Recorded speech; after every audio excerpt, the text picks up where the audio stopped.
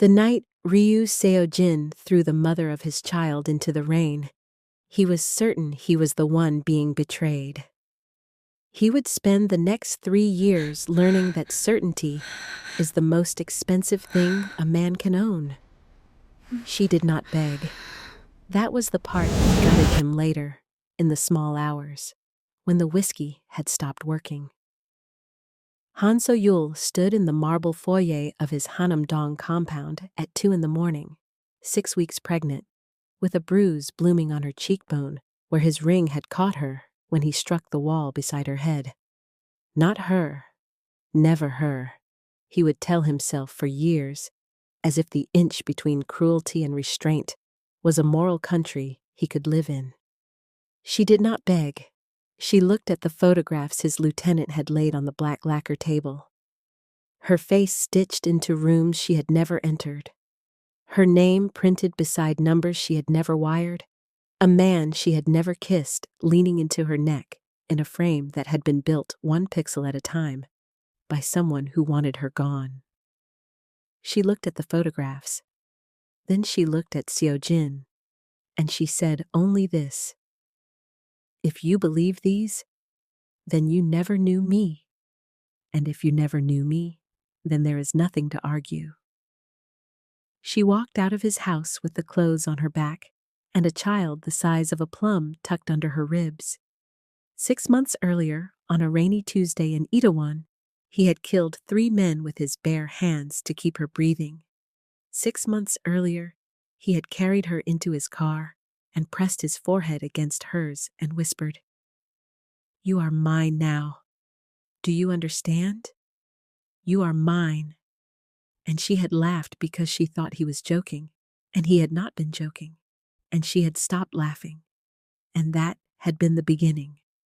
Now the rain on the night he cast her out was the same rain, and neither of them noticed. Before we go further, tell me in the comments which country you're listening from tonight. Sit with me. If a story has ever found you on a night when you needed it to, this is your sign. Subscribe to K-Love Afro-Korean, like this video, turn the bell on so the next one reaches you before it reaches anyone else. Now, back to the rain, because the rain is not finished with them yet. She did not go to her parents. Her parents were already dead. She did not go to her friends. Seo-jin had quietly cut her friendships down to a manageable few during their secret months, and the manageable few had vanished the moment his name became dangerous to them. She went to the bus terminal at Gangnam with 83,000 won in her coat pocket and bought a ticket to the farthest city the night driver would carry her. Busousan, 5 hours south, a sea she had never seen. A language she spoke with a slight northern lilt that would mark her as a stranger for the rest of her life there. And she would learn to love that, the not belonging. Because not belonging meant not found. In the compound she had left behind, Lieutenant Cha Do-hwan poured Seo-jin another glass of whiskey and said the words he had rehearsed for 9 days. "Hyung-nim, I am sorry. I wish I had seen it sooner." And Seo-jin, who had loved her, who had been about to ask her to keep the child, who had been carrying a ring in a velvet box in the inside pocket of his coat, drank. In Busan, So-yul pressed her hand to the small swell beneath her coat and made the only promise that would matter for the next 3 years. "You will never know what your father did, and you will never know what he was. The stars made you. The stars will be enough." Busan in February smells of salt and diesel and the wet wood of fish crates stacked behind shuttered restaurants. So-yul rented a room above a laundry in Yeongdo for 200,000 won a month. The landlady, Mrs. Pak, was 71 years old, had buried 2 husbands and 1 son, and asked no questions when a young woman with a bruised cheekbone and a Seoul accent paid 3 months up front in cash. "You'll need work," Mrs. Pak said, not as a question. "I know flowers," So-yul said. It was the first true thing she had said in 9 days. Her mother had owned a small flower stall in Suwon before the cancer, and So-yul had grown up with her small hands in cold water, stripping thorns from roses, learning which lilies bruised at a touch and which would survive a delivery van. She had quietly forgotten that knowledge during her soul years, the years of art galleries and his arm at her waist and dinners where she did not know which fork. The knowledge came back the way bone knowledge does. It had been waiting. Mrs. Pak's nephew owned a corner shop on a sloping alley in Nampodong, where an old florist had closed her doors the previous autumn. The shop still had the cold case. It still had the green metal buckets. It still smelled, faintly, of eucalyptus. So-yul stood in the doorway with one hand on her belly and the other on the doorframe and made a calculation that had nothing to do with money. I can hide here. A child can grow up here. The sea is loud enough to drown a name. She opened it in March, 6 weeks before Ha-un was born. She called it Byeol Kot, starflower. The neighborhood thought it was a pretty name. So-yul thought of it as a vow. She paid for the birth with the last of her savings.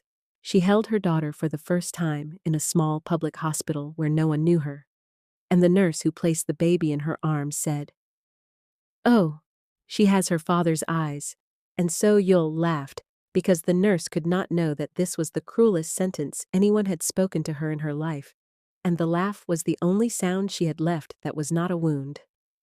Ha-yun's eyes were silver gray. Not gray. Silver. The color of a knife held up to a winter sky. Her father's exact color, the rare trait that had marked the Ryu line for 4 generations and that even Seojin's enemies had learned to look for in a dark room. So-yul wrapped her daughter in a blanket and walked home through streets that did not know her, and she made the second promise of her life. I will love you enough that the absence of him will never be a question you have to ask. She would, for 2 years and 10 months, almost keep that promise. The mini payoff. On Ha-yun's first birthday, Mrs. Pak brought a small porcelain rabbit from her own dead son's childhood and pressed it into the baby's hand and said, "This was Min-jun's." He would have wanted a sister. So-yul understood then that grief in this country was a currency, and that she had been given change. She kept the rabbit on the windowsill of the flower shop. It would matter later. A man who builds a lie has to keep building. That is the architecture of treachery. Every brick demands 2 more. Cha Do-hwan had served the Ryu family since he was 19 years old. He had taken a bullet for Seojin's father in 2009. He had been promised, in the wordless way that mattered in the Black Dragon Syndicate, that when the old man died, the inheritance would split. Territory to the son, but the old guard, the docks, the import lines, the soft money that moved through Incheon, would belong to the lieutenant who had bled. Seojin's father died in 2021. The split did not happen. Seojin took the whole thing. Not out of greed, out of grief, out of a son's instinct to hold what a father had built. He did not see Do-hwan's face the night the will was read. Do-hwan made sure of that. Do-hwan had been schooling his face for 12 years. When Seojin met So-yul, Do-hwan watched. When Seojin softened around her, Do-hwan watched. When Seojin began to laugh in the car on the way back from her apartment, the easy laugh of a man who had not laughed since he was a child, Do-hwan understood. A son who laughs makes heirs. An heir would split the inheritance again. And this time, the split would never reach him. So he built the lie. Patiently, the way patient men do. He hired a Daegu hacker to weave her face into rooms. He paid a former rival's accountant to print fake wire transfers on real letterhead. He found a man who looked enough like a Sinhwa Pa enforcer and paid him to be photographed in a hotel corridor with a woman who turned out, when the photo was finished, to be So-yul. The lie cost him 40 million won. He considered it a down payment. He waited until she was pregnant. He waited because pregnancy was the trigger. He needed Seo-jin's rage to land on a body that contained an heir, because a casting out that did not include the child would not be permanent. A casting out that included the child would be a wound Seo-jin could not undo, because Seo-jin's pride was the only thing in the man larger than his love. Do-hwan had read his Hyungnim correctly. That was the part that should have saved them both. A man who knows another man that well should love him. Do-hwan had only studied him. Arrived 3 months after So-yul left. Do-hwan was named Busousan, vice chairman of the syndicate's import council.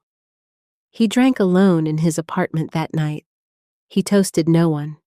He drank because he had won, and because winning had not felt the way he had imagined for 12 years, and he did not yet know how to grieve that. Years pass quickly in a script. They pass slowly in a life. By the time Ha-eun was 2, Byolkot had become a small concern in Busan. Not famous, not photographed, but known. Old men brought their wives' anniversary lilies because the young woman behind the counter never overcharged and always remembered the wife's favorite color. Young women brought their mothers chrysanthemums for Jisa and left with 2 extra stems for free, because the young woman with the quiet eyes knew that grief deserved abundance. So-yul did 3 things during those years that would matter.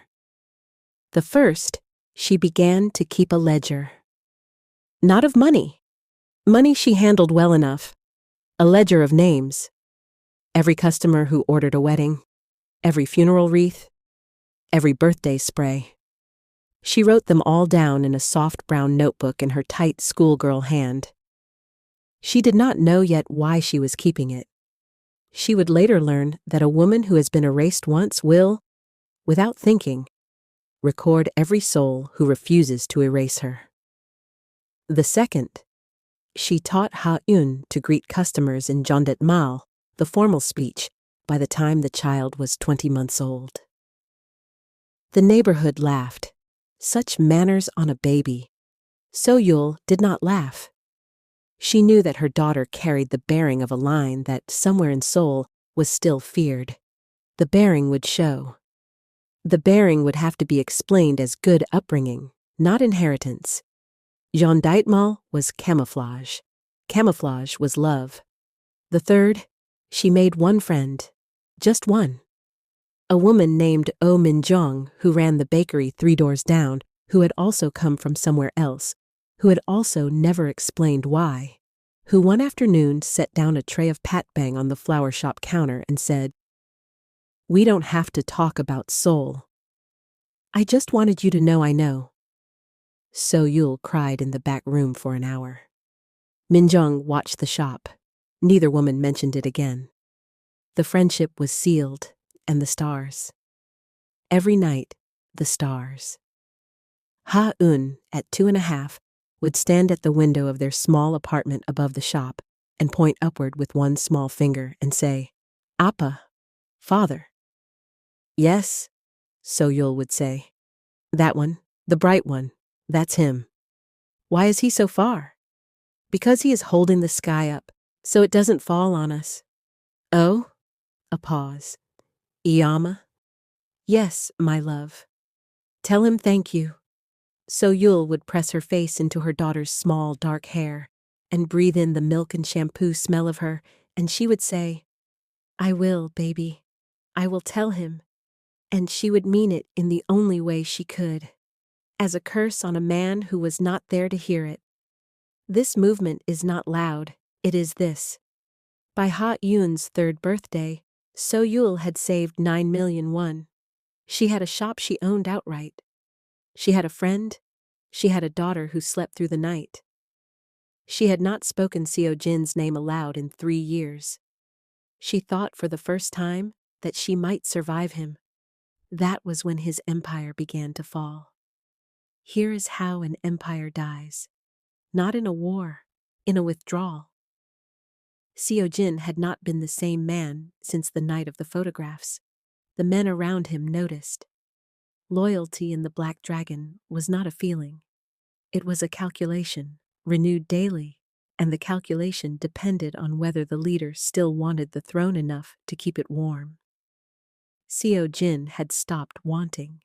He went through the motions. He signed the papers. He sat at the head of the table at the New Year Gosa and bowed at the pig's head and poured the rice wine and did not taste it. Do Hwan, in the chair beside him, was tasting everything. By the second year, 3 of Seo Jin's captains had quietly begun reporting to Do Hwan instead. By the end of the second year, the Incheon docks were taking orders from a man in a different room. By the third year, the rival Xinhua Pa, the same syndicate Do Hwan had once paid an enforcer lookalike to pose in a hotel corridor for, had agreed, through Do Hwan, to a quiet merger that would leave Seo Jin's name on the letterhead and Do Hwan's hand on the till. The merger was scheduled for a Thursday in late March. On the Wednesday before, Seo Jin sat in his study in Hanam-dong and opened a drawer he had not opened in 3 years. Inside the drawer was a velvet box. Inside the velvet box was a ring he had never given. He did not cry. He had forgotten how. He simply held the box in his palm for a long time, the way a man holds a stone he has carried out of a river that no longer exists. Then the phone rang. It was his oldest captain, Jang Tae-wan, a man who had carried Seo Jin's father out of a knife fight in 1998 and who had never once raised his voice. Tae-wan said only this: "Hyung Nim, get out of the house, tonight. Do Hwan has men on the south gate. The merger is a frame. They will say you signed it. They will say you fled with the money. By morning, your name will be a debt the whole peninsula is calling in." Seo Jin asked one question. "Why are you telling me?" Tae-wan said, "Because your father pulled a knife out of my back in Suwon when I was 20, and because 3 years ago I watched a girl walk out of this house in the rain, and I should have said something then. Consider it the same debt." Seo Jin took a duffel bag. He took the ring. He took 30 million won in cash from the floor safe. He took nothing else. Not the watches, not the suits, not the photograph of his father at the harbor. He left through the kitchen at 1:47 in the morning. By 2 o'clock, the Southgate cars had moved on the house. By 3 o'clock, his name was being burned out of 3 ledgers in 3 different cities. By dawn, he was a man without an address. He drove south. He did not know why south. South was simply the direction where the road did not run out. The mini payoff.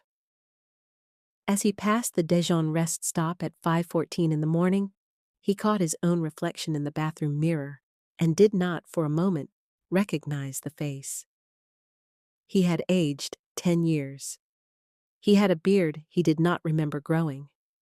He looked, he thought, like a man who had been cast out into rain.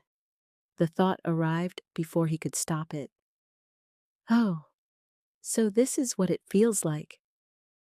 He drove the rest of the way to Busousan without stopping. He did not come to her on purpose. That part has to be true, or the story is a fairy tale, and this is not a fairy tale. He came to Busousan because Busousan had a port, and because a man with 30 million won in cash and no name needed a port. He took a room in a Yongdo guest house run by a man who asked no questions for double the rate. He slept for 16 hours.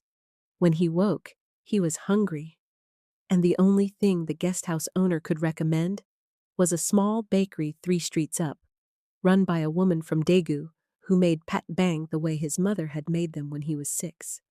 He bought 2. He ate one on the walk back. He turned the wrong corner.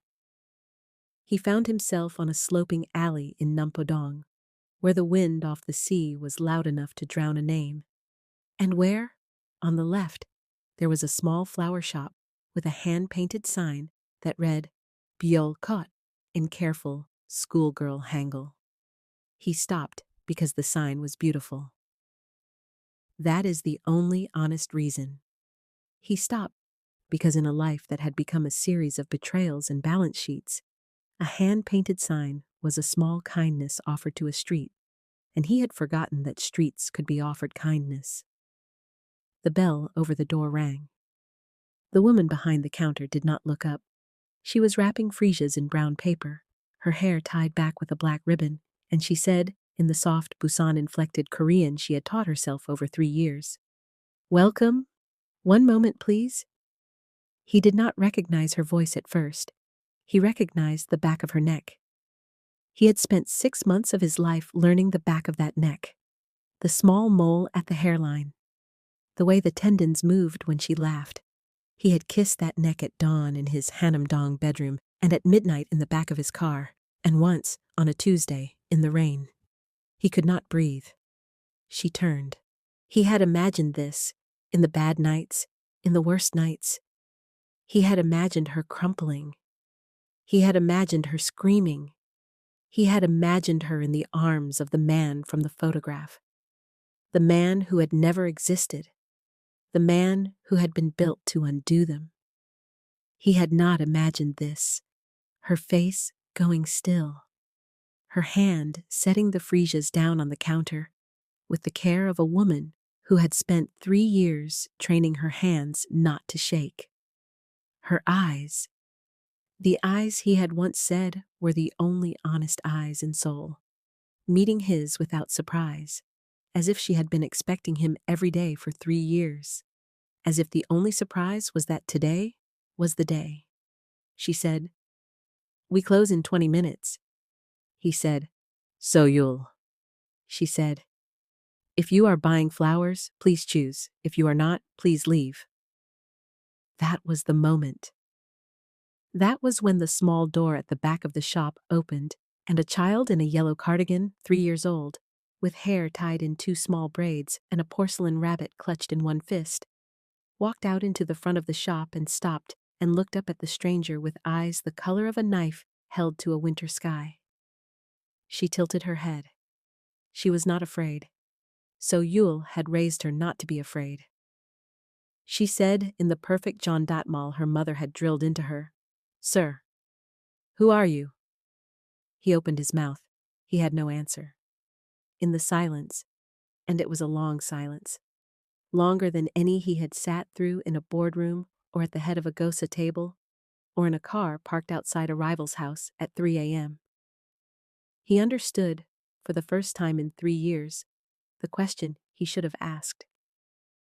Not who are you working for? Not whose child is this? Not even did you betray me? The question was, what kind of man does a woman walk into the rain to escape? And what kind of man does she walk into the rain to protect? He had been the first kind. He had cast her into the rain because he had not had the courage to be the second. The bell over the door rang again as a customer entered. So Yule stepped between him and her daughter, not dramatically, not even visibly, just a half step, the way a woman who has spent 3 years rehearsing this exact half step performs it without effort. And she said, very quietly, in Seoul Korean for the first time in 3 years, "Get out of my shop." He left. He stood on the street outside for an hour. The freesias she had been wrapping were in the window. He counted them. There were 9. He did not know why he counted them. He thought, if I leave Busan now, she will never have to look at me again, and that will be the only kindness I have ever given her. He did not leave Busan. Arrived at 11:14 that night. He was sitting in the Yongdo guest house on the edge of a thin mattress with the velvet box open in his palm when his phone, the burner Taiwan had given him, rang. It was Taiwan. He said, "Hyungnim, there is a man you should know about. His name is Cha Do-hwan." Seojin said, "I know his name." Taiwan said, "You do not know what he did 3 years ago. This is the part that matters most. Read it slowly, A lie of the size Do Juan had built required three kinds of helpers: the hacker who wove the photographs, the accountant who printed the wires, the enforcer lookalike who stood in the hotel corridor. Do Juan had paid each of them well.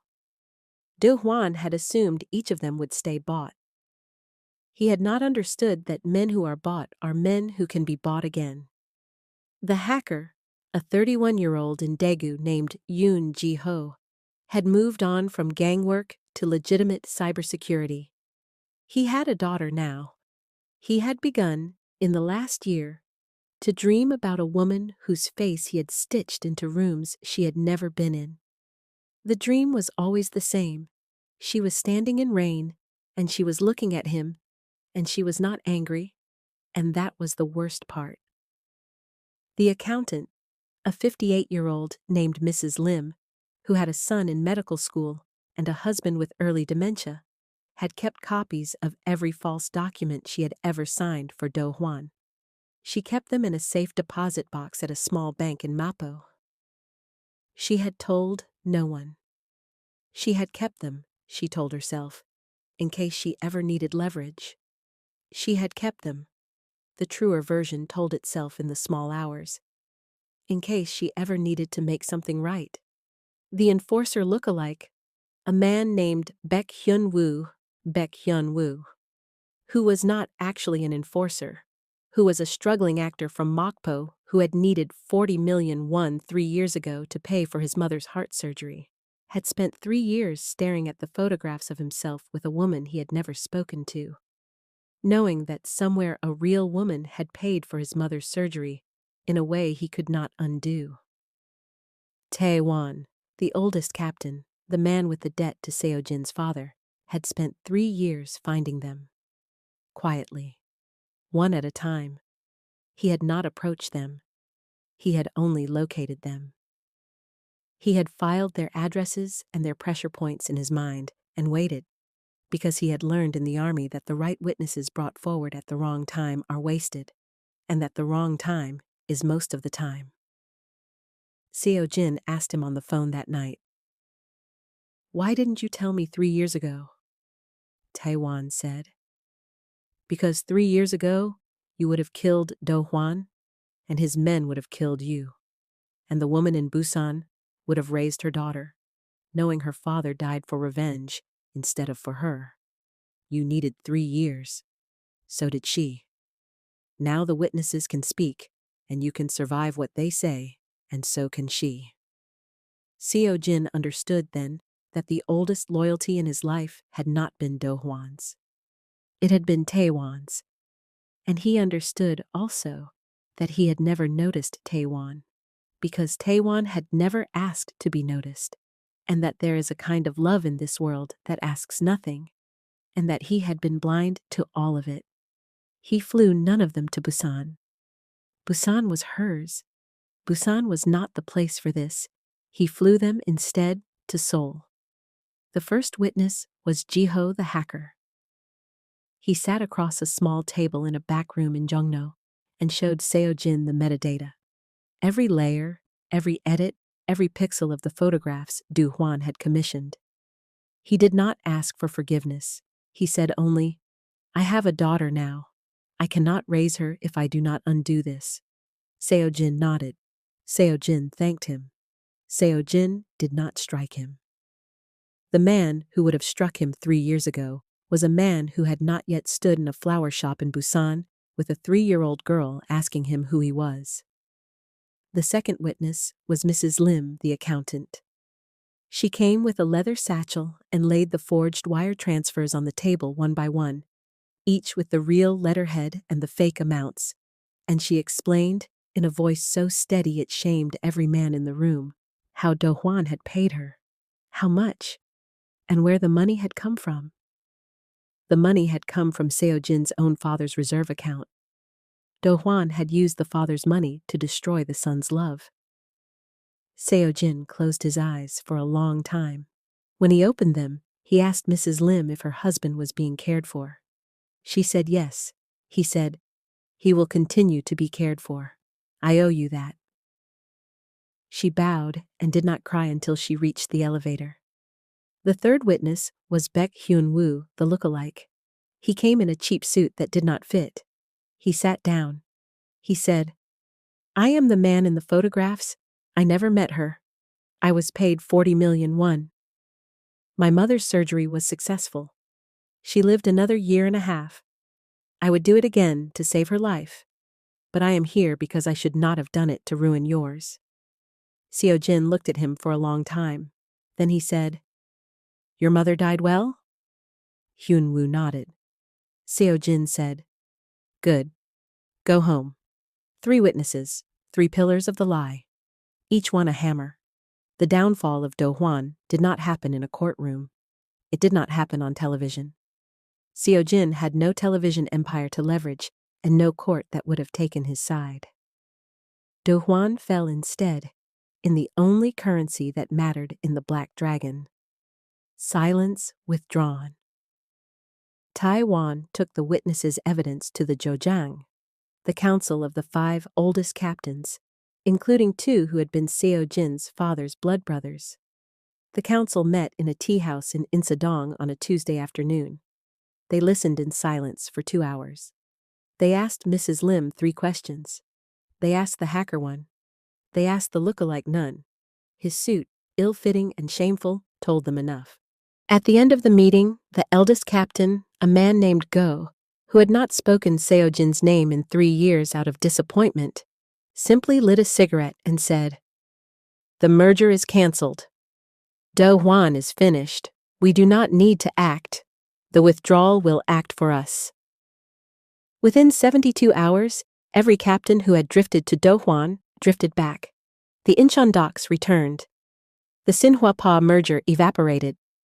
The rival syndicate, on hearing the council's silence, had withdrawn from Do Hwan, withdrew also, because no rival makes a deal with a man his own people have abandoned.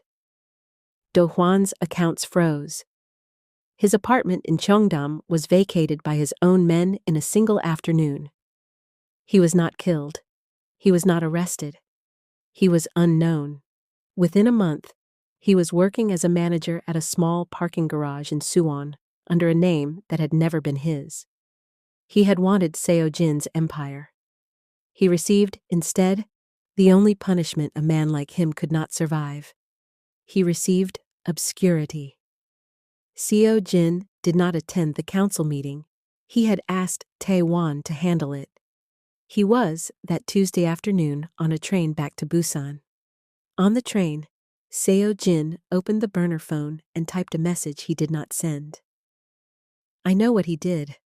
I should have known the night it was done. I am sorry I needed 3 years to learn the shape of my own blindness." He read it twice. He deleted it.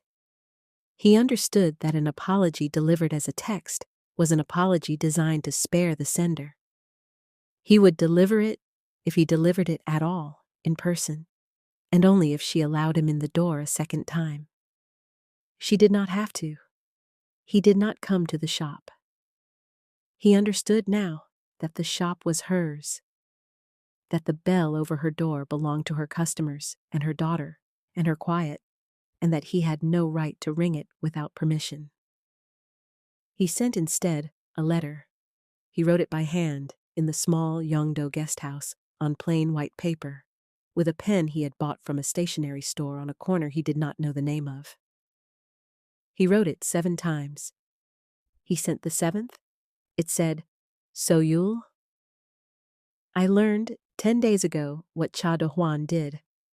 I learned 3 years too late that the photographs were built and the wires were forged and the man was hired. I do not write this to ask you to forgive me. I write it because you deserve to know, and because the only thing more shameful than what I did is what I would have continued to believe if other people had not been braver than I was. The witnesses are named in the enclosed envelope, with their statements, in case you want them. The Black Dragon is no longer mine. I asked the council to dissolve my position. I am told this is the first time in 81 years a Ryu has stepped down without dying. I will be in Busan for 1 more week. I am at the Yongdo guest house on Bongne Street. If you want to see me, I will come where you say, when you say. If you do not, I will leave, and I will not return. Whatever you choose, you chose it for both of you, and I will not contest it. Seo Jin. She read it once, she read it twice. She read it a third time in the back room of the shop, while Minjong from the bakery watched the front and did not ask. She did not answer for 4 days. On the 5th day, she walked to the Yongdo guest house. She did not bring Ha-un. She did not bring flowers. She brought the small brown notebook in which she had written down for 3 years every name of every soul who had refused to erase her. She set the notebook on the table between them. She said, I am not going to forgive you today. I want you to understand that first. He nodded. She said, I am also not going to tell my daughter who you are today. I have spent 3 years building her a sky. I am not going to take it down because you finally looked at the right photograph. He nodded again. She said, But you have a daughter? She is 3. She is sharp and stubborn, and she sings to flowers, and she knows the names of 47 types, and she calls strangers sir because I taught her to, and she carries a porcelain rabbit because an old woman who lost her son gave it to her, and that is the kind of life she has. Do you understand? That is the kind of life she has. He said, Yes. She said, If you want to be in it, you will come back to Busousan in 3 months. You will rent a small apartment, not in Yongdo, on the other side of the harbor, where I do not have to see you unless I choose to. You will work. You will work at something. I do not care what. You will not buy your way back into our lives. You will not gift your way back. You will be small in this city. You will be small for a long time. And if, in a year, my daughter asks me again who the man is who comes to the shop on Saturdays, I will decide then what to tell her. Not before. Not for you. For her. He said, Yes. She said, And one more thing. She did not say it for a moment. Then she said, The stars were enough. They are still enough. If she ever has a father, it will be because she earned one, not because you did. He understood that this was the most generous sentence anyone had ever spoken to him, and that it was also the most exact. He left Busan that night. He came back 3 months later. He rented 2 rooms above a hardware store on the other side of the harbor. He took a job at a small commercial nursery outside the city, where the owner, an old man named Mr. Huang, did not know his face and did not ask his last name. He learned to graft camellias. He learned to lift bags of soil without injuring his back. He learned, slowly, the names of the flowers his daughter already knew. On the first Saturday of the 4th month, he walked to the shop and stood across the street and watched, through the window, as Ha-un helped her mother sort tulips by color. He did not cross the street. He went home. On the first Saturday of the 6th month, he crossed the street. He bought freesias, 9 of them. He did not know why 9. He only knew it was 9. So Yul wrapped them in brown paper and did not look at him. Ha-un, behind the counter on a small stool, looked up and tilted her head and said, Sir, I think I have seen you before. He said, Yes, Agassi. I came once, a long time ago. She said, Did you buy flowers then too? He said, No, I should have. She nodded gravely, the way 3-year-olds nod when they have decided something. She did not ask him who he was again. So Yul handed him the freesias. Her fingers brushed his for the first time in 3.5 years. Neither of them looked at the touch. Neither of them moved away from it. She said, in a voice only he could hear, Saturday, same time, next week. He said, Yes. The bell over the door rang as he left. The final image of this story is not a kiss. It is not a wedding. It is not a confession at the edge of the sea. It is this. On a Sunday night, 6 months after that first Saturday, Soyul stood at the window of the small apartment above the flower shop. Hahoon stood beside her, on a stool, with her small hand pressed against the cold glass. The sky over Busan was clear. The stars were sharp. Haoon pointed at the brightest one and said, "Ayama, is that still Appa?" Soyul was quiet for a long time. Long enough that the child looked up. She said, "That one is the sky, my love. It was holding the sky up for us. It still is. Some night soon, you and I will decide together whether the man who buys freesias on Saturdays gets a name in this house. But the sky stays where it is. Do you understand?" Hayun, who was 3.5, and who had been raised by a woman who had walked into rain rather than beg, nodded as if she understood, because she did. Then she pressed her forehead to the glass and whispered, "Thank you," the way her mother had taught her to whisper it, not to the man across the harbor, to the sky. The sky, for once, did not have to answer. "I want to leave you with a small thing tonight, before you sleep. There is a particular kind of cruelty in this world that does not announce itself.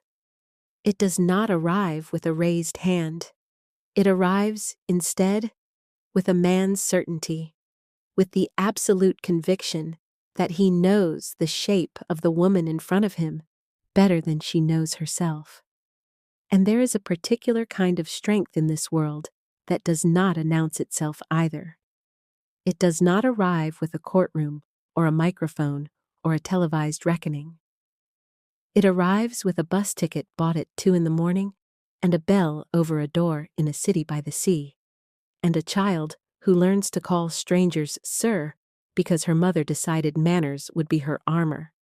So Yule did not win because she was rescued. She won because she built. She built a shop. She built a daughter. She built a sky over that daughter's head out of stars and silence and small porcelain rabbits. And when the man who had thrown her out finally found his way back to the door of her quiet empire, she did not open it for him. She made him buy a key, freesia by freesia, Saturday by Saturday, for as many years as it would take. So tell me, in the comments tonight, and tell me honestly, have you ever loved someone who needed 3 years to see what you showed them on the first night? Did you wait? Did you walk? And if you walked, did the walking turn out to be the love you owed yourself? If this story found you tonight, that is not an accident. Tell me which country you're listening from. Share this with the friend who is still in her own rain. Subscribe to K-Love Afro-Korean. Like the video. Turn the bell on. The next story is already waiting for you, and I would hate for it to find you a moment later than it should. Sleep well tonight. Keep your sky where it is. K-Love Afro-Korean.